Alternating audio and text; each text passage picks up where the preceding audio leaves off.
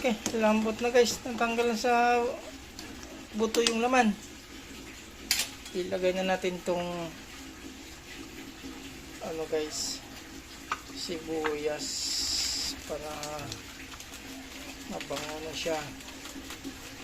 Ayan.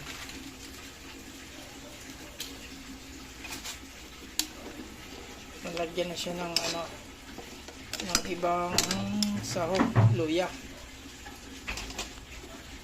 Lagyan natin ng paminta guys.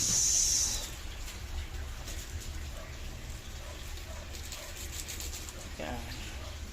Tapos ilagay na natin yung mais.